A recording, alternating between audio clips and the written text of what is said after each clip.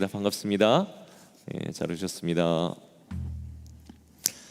이 시간에는 우리 룻기 4장 14절에서 17절까지 우리 말씀 함께 보겠습니다. 제가 가진 성경 구약 성경 407페이지입니다. 룻기 4장 14절에서 17절까지의 말씀 우리 한 절씩 함께 나누어서 교독하겠습니다. 여인들이 나오미에게 이르되 찬송할지로다 여호와께서 오늘 네게 기업 물을 자가 없게 하지 아니하셨도다. 이 아이의 이름이 이스라엘 중에 유명하게 되기를 원하노라. 이는 내 생명의 회복자이며 내 노년의 봉양자라. 곧 너를 사랑하며 7 아들보다 귀한 내 며느리가 낳은 자로다 하니라. 나오미가 아기를 받아 품에 품고 그의 양육자가 되니 그의 이웃 여인들이 그에게 이름을 지어주되 나오미에게 아들이 태어났다 하여 그의 이름을 오벳이라 하였는데 그는 다윗의 아버지인 이새의 아버지였더라. 아멘. 오늘은 룻기 4장 이제 룻기의 마지막 내용입니다. 오늘로써 이제 룻기서를 저희들이 금요일 날 나누는 것을 모두 마치게 되겠습니다. 지난 3장에서는 저희들이 보아스의 타작 마당에서 룻과 보아스가 만나는 그런 장면이 나옵니다. 남편을 잃고 홀로 시어머니와 함께 살아가던 이 룻을 위해서 시어머니 나오미가 어떻게 해서든지 이 룻이 조금 노년의 삶을 자기가 없을 때에 좀 평안하고 안정 가운데 살 수 있을까 고민하면서 이 보아스와 연결시켜서 그와 결혼하게 하려는 그런 계획을 이제 갖게 되죠. 그래서 며느리 룻의 남은 인생이 좀 안정적이고 평안하기를 바라면서 이 보아스와 연결을 시켜 결혼해 주기를 이렇게 바랬습니다. 그래서 이 시어머니 나오미의 바람대로 룻은 어머니가 시키는 대로 찾아가서 이 보아스에게 청혼을 했습니다. 우리가 청혼하면 떠오르는 어떤 그런 달달한 로맨틱한 그런 프로포즈는 아니었습니다.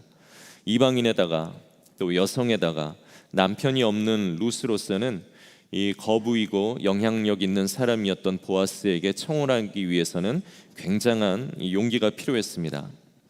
그러나 아무것도 남아있지 않는 자기 집안을 일으켜주고 또 그럴 만한 법적 자격이 되는 이 자격이 보아스에게 있었기 때문에 또 그러한 자격뿐만이 아니라 그동안 어려웠던 자기와 자기 시어머니를 가엾게 여기며 따뜻한 마음을 보여주었던 이 보아스에게 이 룻은 희망을 걸고 오늘 은혜를 구하면서 그에게 청혼을 이렇게 하는 것입니다.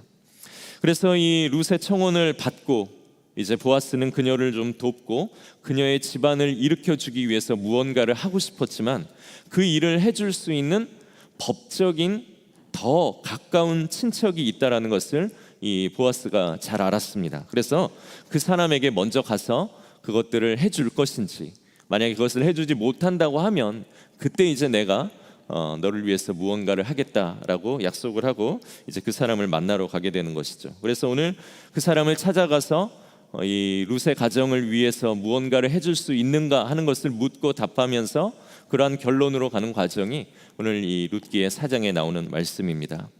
보아스는 성문으로 올라갔습니다. 사람들이 일터로 나가려면 그 당시에는 성문을 통과해야 됐고 또 어느 지역으로 옮기기 위해서도 항상 성문을 지나가야 했습니다. 그러니까 누구를 찾으러 어느 집에 가기보다는 성문에 그저 가 있으면 동네 사람들을 거의 만날 수 있는 그 당시 상황이 있었습니다. 그래서 이 보아스는 룻의 기업을 물을 자, 즉 룻의 기업을 되찾아져서 회복해 줄 그 사람을 만나기 위해서 오늘 성문으로 올라간 것입니다. 그리고 성문은 사람들이 모이는 그러한 또 많이 다니는 그러한 장소이기도 하지만 또한 그 당시 그 마을에서 재판을 열거나 무언가 중요한 일을 결정하는 데 있어서 모이는 장소이기도 했습니다.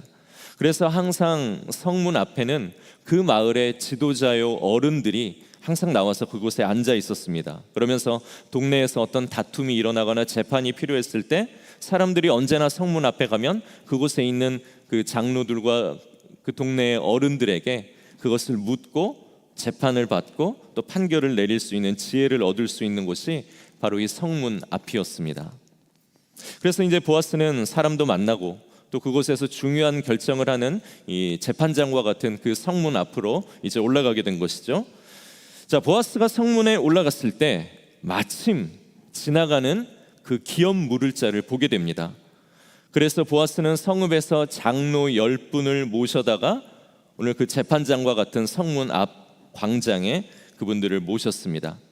마을 전체에서 어떤 일을 결정할 때 그것이 공적인 증인들로 충분한 숫자가 이 성인 10명이었다고 합니다. 그래서 유대인들도 어느 지역에 회당을 세울 때에는 항상 성인 10명, 유대인 10명이 있을 때 그곳에서 회당이 생겨나게 된 것처럼 오늘도 어떤 그런 공적인 증인들을 위해서 이 성읍의 장로 10분을 이제 모셔온 것이죠.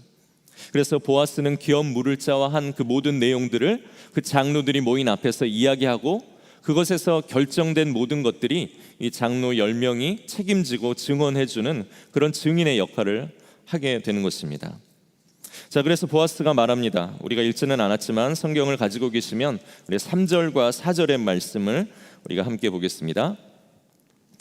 보아스가 그 기업 물을 자에게 이르되 모압 지방에서 돌아온 나오미가 우리 형제 엘리멜렉의 소유지를 팔려 함으로 내가 여기 앉은 이들과 내 백성의 장로들 앞에서 그것을 사라고 네게 말하여 알게 하려 하였노라.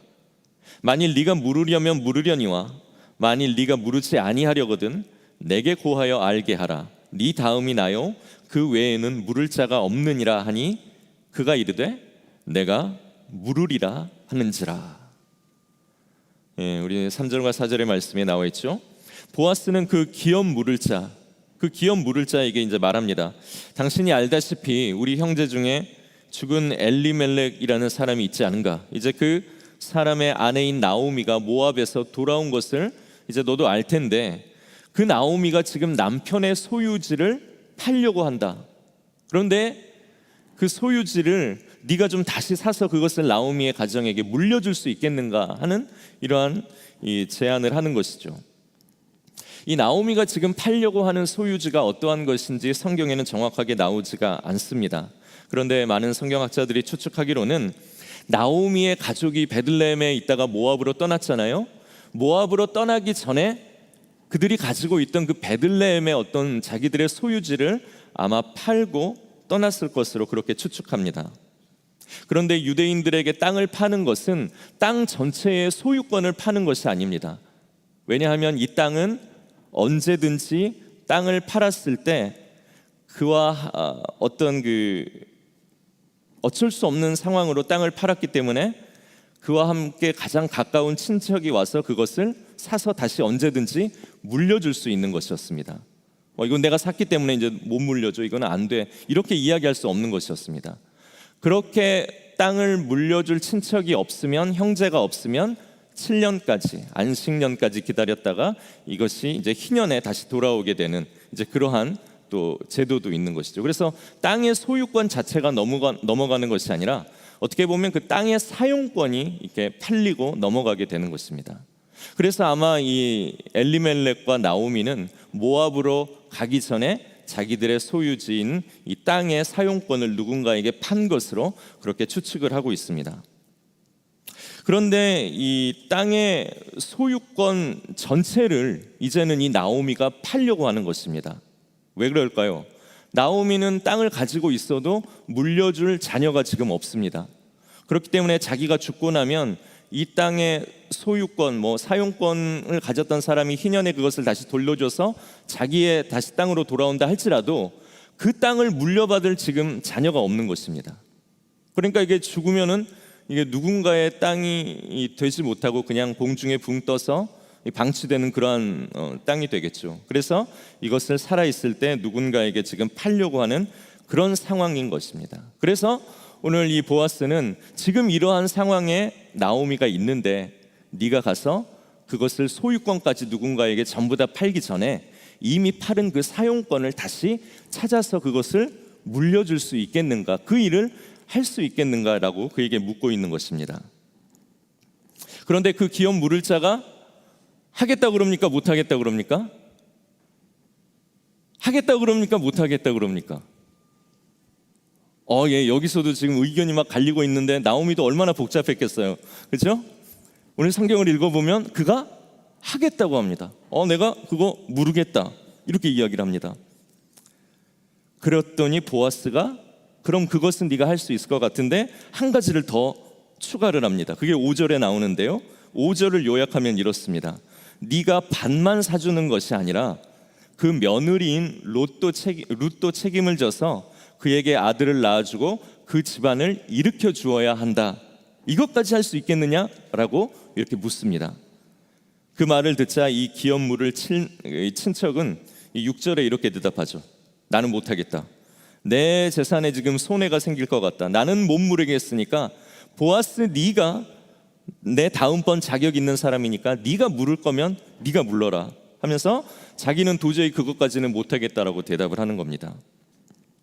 자, 왜 처음에는 그 땅을 무르는 것은 할 수 있겠는데 그 며느리인 룻과 결혼을 해서 그를 책임지는 것은 못한다라고 거절을 했을까요? 오늘 이 기업 물을 자는 굉장히 계산이 빨랐던 사람 같습니다. 자, 처음 팔았던 땅만 사주는 것을 생각했을 때는 그의 재산에 그렇게 큰 손해가 없다라고 봤습니다. 어떻게 보면 오히려 이득이었습니다. 왜냐하면 그 팔았던 땅을 찾아오기 위해서는 자기가 자기 돈을 좀 지불해야 하는 그런 손해가 있었겠지만 그 땅을 찾아오면 어떻겠습니까? 지금 풍년이라서 거기 엄청난 또 그 이득들이 있고 그 농사 지은 것으로 나오는 그 굉장한 또 이 소득이 있다라는 것입니다. 그래서 그것을 얻을 수 있기 때문에 이것은 자기가 손해 보는 것이 아니라 투자를 한다라는 개념으로 그가 사올 수 있다라고 보았을 겁니다. 그리고 게다가 나오미가 죽으면 어떻습니까? 그 땅을 물려받을 자녀가 없기 때문에 그 땅은 결국 자기의 땅이 되는 것이죠. 그래서 지금 땅을 찾아오는데 당장은 돈이 좀 들겠지만 나중에는 훨씬 더 큰 이득이 있기 때문에 그가 땅을 찾아서 물려주겠냐라는 이 제안에 오케이라고 대답을 한 겁니다. 그런데 룻까지 책임을 져야 하면 상황은 좀 달라집니다. 왜냐하면 그의 가문을 일으키기 위해서 룻을 아내로 맞아들이고 룻에게 아들을 낳을 수 있도록 해줘야 됩니다. 그렇게 해서 아들이 태어납니다. 그런데 이 아들이 태어나면 이 아들은 자기 아들이 아니라 누구 아들입니까? 룻의 가문의 아들이 되는 겁니다. 죽은 나오미의 남편 엘리멜렉의 손주요 아들이 되는 것이죠. 그 후손들이 되는 겁니다. 그러면 어떻습니까? 가문의 땅 되돌려 놓은 모든 것들이 자기가 돈을 주고 물려줬는데 그게 자기 것이 되지 못하고 아들을 낳아줬기 때문에 그 아들의 소유가 되고 그 소유는 자기랑 아무 상관이 없는 그런 땅이 되는 것이기 때문에 남 좋은 일만 하게 되는 것입니다. 게다가 룻과 함께 살다 보면 아들을 한 명만 낳겠습니까? 그 이후에 또 다른 자녀들이 태어나면 그 또 다른 자녀들을 이제는 그가 책임져야 되고 나중에는 그가 가지고 있는 재산도 유산으로 똑같이 물려주어야 하기 때문에 룻을 아내로 맞아들여서 그에게 아들을 낳고 자녀를 낳는 걸 생각을 해보면 이것은 자기 재산을 완전히 이거는 손해보는 일이라는 것이 이 사람 계산에 딱 나오는 것입니다. 그래서 그는 거절을 하죠. 자기 재산에 피해가 가기 때문에 이 모든 기업 무르는 일을 나는 할 수 없고 보아스 네가 내 다음번 친척이기 때문에 네가 해라 라고 하면서 이렇게 넘겨버립니다. 그래서 이 사람의 이 일이 얼마나 치사하고 계산적이고 공동체를 돌보지 않고 형제의 가문을 돌보지 않은 이기적인 일인지 룻기에 보면은 거의 모든 사람의 등장 인물의 이름이 나오는데 오늘 이 사람을 오늘 뭐라고 지금 성경에는 이야기하냐면 아무개라고 그렇게 써놓고 있습니다. 이런 사람 이름도 적기 싫고 없는 존재처럼 다루면서 공동체에게 이런 일을 해서는 절대 안 된다는 그런 교훈을 주고 있는 것이죠. 그래서 이 사람은 이 보아스와 봤을 때 너무나도 상반된 그런 모습으로 오늘 이렇게 성경에 등장을 하고 있습니다. 자, 어쨌든 이 모든 일을 지켜본 10명의 장로들이 이제 증인이 되었습니다. 그래서 보아스는 합법적으로 룻의 기업, 그의 가정을 다시 물려주고 그들이 잃었던 것들을 회복시켜줄 기업 물을 자, 리디머, 고엘이 된 것입니다. 그래서 룻과 보아스는 결혼을 해서 룻에게 아들을 낳아주고 그녀의 가문이, 그녀의 또 이 대가 끊기지 않도록 그녀를 도와주는 것이 오늘 이 룻기 4장의 내용입니다. 자, 아들이 태어났습니다. 그러자 여인들이 찾아와 노래를 부르며 축하를 해줍니다. 그것이 오늘 저희들이 읽은 14절에 나오는 말씀인데요, 우리 14절 말씀을 함께 읽겠습니다. 시작. 여인들이 나오미에게 이르되 찬송할지로다. 여호와께서 오늘 네게 기름 물을 자가 없게 하지 아니하셨도다. 이 아이의 이름이 이스라엘 중에 유명하게 되기를 원하노라. 이 아이의 이름이 유명하게 되기를 원하노라 하면서 막 축복을 해줍니다. 그리고 정말로 이 축복의 노래처럼 이 아이의 이름이 유명해집니다. 아주 유명한 사람입니다. 우리가 조금 뒤에 우리 그 이름을 확인하고요. 그리고 이제 16절에 말씀합니다. 나오미가 아기를 받아 품에 품고 그의 양육자가 되니 하는 이 말씀이 나오죠. 우리가 이 말씀을 한번 잘 머릿속에 그려보면 아기를 품고 있는 나오미의 모습을 이 성경이 그림 언어로 우리에게 보여주고 있습니다. 아기를 품고 있는 나오미의 모습에서 여러분 무엇이 느껴집니까? 그 나오미라는 이름에 참 회복이 일어났다라는 것이 오늘 이 언어, 그림 언어 가운데서 우리에게 보여주고 있는 그러한 장면이죠. 나오미라는 이름의 뜻이 무엇입니까? 네, 무엇입니까? 뭐였더라? 알았던 것 같기도 한데, 나오미라는 이름의 뜻은 기쁨이란 뜻이죠. 기쁨. 그러나 그녀가 모압으로 가서 남편과 두 아들을 잃고 거지가 돼서 돌아왔습니다. 그때 사람들에게 뭐라고 합니까? 나를 나오미라고 부르지 마라. 그러면서 또 뭐라고 나를 불러라 이야기합니까? 나를 나오미라고 부르지 마라 라고 하면서 자기 이름을 마라라고 부르라고 이야기하죠. 네, 마라의 뜻은 무엇입니까? 우리가 그 출애굽기 보면 마라의 쓴물이 나오죠. 마찬가지로 마라의 뜻은 괴로움, 고통, 그런 의미입니다. 내가 다 잃었다. 완전히 다 잃었다. 좋은 곳에서 큰 꿈을 가지고 떠났는데 남편도 두 아들도 모든 것들을 잃고 재산도 다 잃고 나는 괴로움이고 고통이고 내 인생은 쓴물이 흐르는 그러한 삶이다 라고 이야기를 하는 것이죠. 나를 마라라고 불러달라던 이 나오미의 상태는 완전히 결핍이고 텅 비어있는 상황이고 초라한 그런 모습이었습니다. 그러나 오늘 4장에서 보아스와 며느리 룻을 통해 낳은 그 아들을 그녀가 품고 있는 그 하나님의 말씀의 장면 안에서 나오미의 모든 텅 빔과 결핍이 오늘 말씀의 제목처럼 채워지는 은혜가 있다라는 것을 우리는 보게 되는 것입니다. 하나님은 이처럼 우리에게 은혜를 채워주시는 분이십니다. 그분은 우리의 가난하고 아프고 약하고 두려운 마음에 하나님만이 주실 수 있는 하나님의 은혜를 채워서 원래 우리가 가지고 있던 이름, 하나님의 사랑받는 자녀라는 그 이름을 하나님은 우리에게 회복시켜 주시기를 원하신다는 것입니다. 오늘 그 일을 위해서 오늘 우리를 어떻습니까? 하나님의 길로 계획해 가고 우리의 삶을 인도해 가시는 것입니다. 오늘 나오미의 삶과 룻의 삶, 이 룻기의 이야기는 우리에게 그것을 보여주는 말씀입니다. 룻에게도 큰 은혜가 있었죠.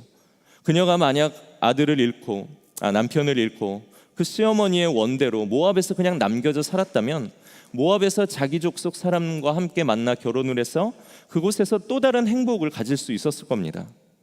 그러나 그녀가 모국을 떠나서 베들레헴이라는 이방 땅으로 와서 남편도 잃고 안전과 생명을 보장받지 못하는 그곳 불안한 상황 가운데로 왔습니다. 그러나 어떻습니까? 이것조차도 룻을 향한 하나님의 채우시는 은혜가 계획되어 있는 장면이고 삶이었다는 것입니다. 하나님을 알지도 못하고 들어보지도 못한 채 복음과 상관없는 땅에서 오늘도 생명으로 태어날지라도 하나님은 그 사람에게 갖고 계신 하나님이 채워주시려는 은혜의 계획들이 있다는 것입니다. 미국에 와서 예수님을 믿게 된 것, 우리가 복음의 불모지로 선교지를 떠나고 그곳에 선교사로 가서 살아가는 것, 모든 것이 생각해 보면 하나님이 우리에게 은혜를 채워주시려는 하나님의 놀라운 계획 가운데 우리를 보내시고 우리를 사용하시고 또한 우리가 그 은혜를 입게 하시는 하나님의 놀라운 계획 가운데서 일어난 일들이라는 것을 우리가 생각해 볼 수 있게 됩니다. 오늘도 하나님은 누군가에게 하나님의 은혜를 채우시기 위하여서 우리를 그 사람에게로 보내기도 하시고, 또 채움받아야 할 우리에게 하나님은 누군가를 보내어 우리에게 하나님의 은혜를 채우시기도 하십니다. 그것이 미국 땅이 될 수도 있어서 우리가 미국에 와서 예수님을 믿게 된 사람들도 있고, 그것이 또한 우리 버지니아 펠로우십 교회가 되어서 이 교회를 만나 하나님의 채워지는 은혜를 경험한 그런 분들도 계실 겁니다. 그리고 이제는 그 은혜가 너무나도 감사해서 보아스처럼 누군가의 상황을 안타까워하며 하나님께서 채우실 그 은혜를 위해 오늘 자기의 삶과 생명을 들여 우리 선교사님처럼 선교지로 나가시는 분들도 계시고, 또 우리가 함께하는 직장의 동료들과 또 다른 알지 못하는 사람들에게 찾아가려는 그런 많은 사람들의 노력들도 있습니다. 보아스는 룻의 삶을 이렇게 해석해 줍니다. 네가 이 땅에 온 것은 네 부모와 고국을 떠나서 네가 전에 한 번도 본 적이 없는 그 사람들의 땅으로 네가 찾아온 것은, 그것은 네가 너의 삶의 비참함 때문에 어쩔 수 없이 온 것이 아니라 이스라엘의 하나님의 날개 그늘 아래 네가 보호를 받으러 온 것이니 하나님께서 너의 삶에 온전한 상 주시기를 원한다라고 하며, 오늘 보아스는 오늘 그것이 자기의 지혜였는지 모르지만 하나님은 그 보아스의 입을 통하여 룻의 삶을 새롭게 해석해 주시는 그런 또 말씀을 들려주시는 것이죠. 그래서 이방인으로 남편을 잃은 여인으로 자녀가 없는 텅 빈 룻의 삶에 오늘 보아스와 결혼을 하여 아들을 얻고 그 인생이 보호받게 되며 또한 그 삶이 하나님의 백성으로 변화되어지는 오늘 그 채워지는 은혜를 오늘 룻도 경험한다라는 것을 오늘 우리가 이 룻기를 통해 보게 됩니다. 오늘 보아스와 룻이 결혼해서 낳은 아이가 누구입니까? 17절에 나오죠. 그의 이름을 오벳이라 하였는데 그는 다윗의 아버지인 이새의 아버지였더라. 말을 아주 꼬아놔가지고 다윗의 아버지인데 어떻게 또 이새의 아버지, 이게 무엇인가 하는데, 보아스와 룻 사이에 태어난 아들 이 오벳이 바로 다윗의 할아버지가 되는 것이죠. 이스라엘이 지금도 가장 위대한 왕으로 여기고 그 나라의 국기에 아직도 다윗의 별이 그려져 있죠. 그 정도로 사랑하고 존경하는 그 다윗 왕이 오늘 이 오벳에서 태어나게 된다라는 것입니다. 그 다윗 왕이 끊어질 것 같은 위기에 있던 나오미와 룻의 가문에서 태어난다라는 것을 우리가 보게 되는 것이죠. 자, 룻기는 굉장히 특이합니다.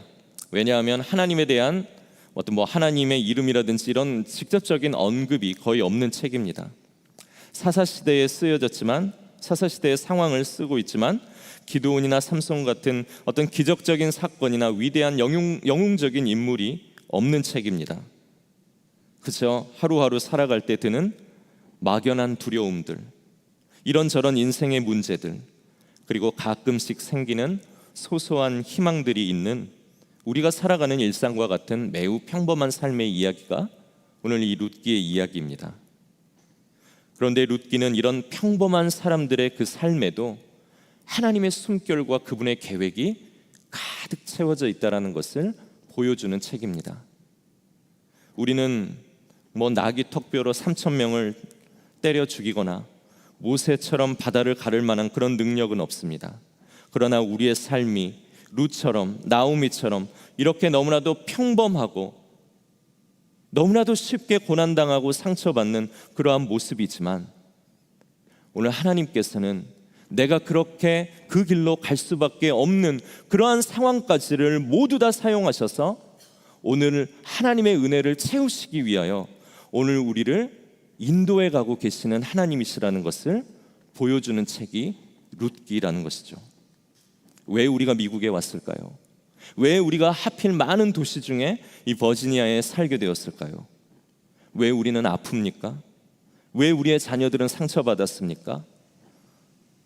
내 슬픔, 나만 특별히 아프고 나만 특별히 어려운 것은 아니지만 매일 살아가는 우리의 모든 일상이 하나님의 다 선하신 계획 안에서 그분께서 채우시려는 은혜를 위해 오늘도 빚어져 가고 인도함을 받고 창조되어져 간다라는 것을 우리는 룻기를 읽으며 인정하고 그 하나님을 고백할 수 있어야 되는 것입니다.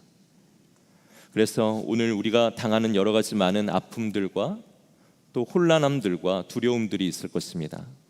그러나 이것은 우리를 망하게 하려는 어떤 사탄의 공격이 아니라 하나님께서 하나님의 은혜를 채우시고 그분의 살아계심과 그분의 붙잡고 계심을 더 강력하게 우리에게 보여주시기 위하여 하나님께서는 오늘 우리를 한 사람도 놓치지 않고 그분의 선한 계획대로 이끌고 가고 계시다라는 것을 우리가 아멘으로 믿고 고백할 수 있어야 됩니다. 그러나 우리가 싫습니다. 우리는 그거 싫고 우리는 내가 원하는 삶 좋고 내가 원하는 곳에 서기를 원하고 내가 원하는 모습 되기를 원한다고 한다면 우리는 모압에서 베들레헴으로 돌아오지 못하고 그 땅에 남겨져 그저 살아가는 오르바와 같은 인생이 될 수 있습니다. 오르바도 그 땅에서 나름대로 편하고 행복한 삶을 살았을 것입니다. 그러나 하나님의 꿈, 하나님의 백성, 하나님의 기업이 되는 그 하나님의 살아계심을 만나볼 수는 없었겠죠. 오늘 우리 다시 한번 도전하기는 우리의 당하는 모든 어려움들과 고난과 문제와 시험 앞에서 오늘도 우리는 하나님을 인정하기를 원합니다. 그분이 우리를 이끌고 가 계시고 오늘도 나를 위해 새로운 길을 창조하시고 하나님만이 채우실 수 있는 은혜를 오늘도 나에게 채우시기 위하여 오늘 나는 이 자리에 서 있습니다 고백하면 모든 것이 하나님의 계획 안에 있다라는 것으로 우리는 감사하고 아픔 가운데 서지만 능력이신 하나님 때문에 담대함을 가질 수 있는 믿음의 소망으로 살게 되는 것입니다. 오늘 하나님이 채우시는 은혜 중에 가장 큰 은혜는 무엇입니까? 우리가 구원받은 은혜, 하나님의 자녀 되는 은혜입니다. 우리 성경을 가지신 분은 마지막으로 에베소서 2장 1절에서 10절까지를 우리가 함께 같이 읽기를 원합니다. 에베소서 2장 1절에서 10절까지의 말씀, 제가 가진 성경은 310페이지입니다. 신약성경 310페이지 에베소서 2장 1절에서 10절까지 말씀인데요. 네, 우리 한 절씩 교독하겠습니다. 그는 허물과 죄로 죽었던 너희를 살리셨도다. 그때 너희는 그 가운데서 행하여 이 세상 풍조를 따르고 공중의 권세 잡은 자를 따랐으니 곧 지금 불순종의 아들들 가운데서 역사하는 영이라. 전에는 우리도 다 그 가운데서 우리 육체의 욕심을 따라 지내며 육체와 마음에 원하는 것을 하여 다른 이들과 같이 본질상 진노의 자녀이었더니 긍휼이 풍성하신 하나님이 우리를 사랑하신 그 큰 사랑을 인하여 허물로 죽은 우리를 그리스도와 함께 살리셨고 너희는 은혜로 구원받은 것이라. 또 함께 일으키사 그리스도 예수 안에서 함께 하늘에 앉히시니 이는 그리스도 예수 안에서 우리에게 자비하심으로써 그 은혜의 지극히 풍성함을 오는 여러 세대에 나타내려 하심이라. 너희는 그 은혜에 은혜여 믿음으로 말미암아 구원을 받았으니 이것은 너희에게서 난 것이 아니요 하나님의 선물이라. 행위에서 난 것이 아니니 이는 누구든지 자랑하지 못하게 함이라. 우리는 그가 만드신 바라 그리스도 예수 안에서 선한 일을 위하여 지으심을 받은 자니 이 일은 하나님이 전에 예비하사 우리로 그 가운데서 행하게 하려 하심이니라. 아멘. 본질상 진노의 자녀였고 허물로 죽었던 우리를 긍휼이 풍성하신 하나님께서는 예수 그리스도를 우리에게 보내주시고 십자가로 인하여 우리를 구원하시고 이제는 우리가 하나님의 품에 안긴 그분의 거룩한 백성 되게 하시고 다가올 마지막 순간 심판을 통하여 영원한 생명을 얻기도 하겠지만 오늘 일상을 살아가는 우리의 삶 한순간 한순간도 하나님께서는 늘 우리를 인도하심으로 천국 가기까지 우리를 보호하시고 우리를 은혜로 채워주시는 분이시라는 것을 오늘 우리가 믿고 늘 하나님께 모든 것들을 맡기며 그분의 일들을 기대하며 우리가 주님 앞에 감사로 살아갈 수 있는 저와 여러분들의 귀한 삶 되시기를 간절히 소망합니다. 이 시간 우리 함께 찬양하겠습니다. 물 가운데 지날 때에도 침몰치 않으며 불 가운데 행할 때에도 너를 상하지 못하게 하리니 너를 지명하여 부르신 하나님이 두려워 말라 말씀하십니다. 우리 고백하며 함께 찬양하겠습니다. 물 가운데 지날 때에도 침몰치 않으며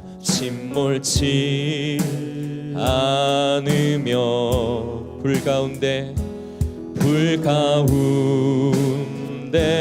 행할 때에도 너를 상치 못하게 하시니 너를 지명하여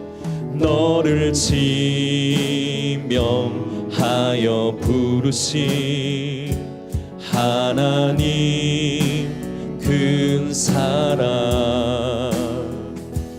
너를 구속하여 살리신 하나님 내게 말씀하시네. 두려워 말라 놀라지도 말라 내가 어딜 가든지 무슨 일 만나든지 내가 함께하리라.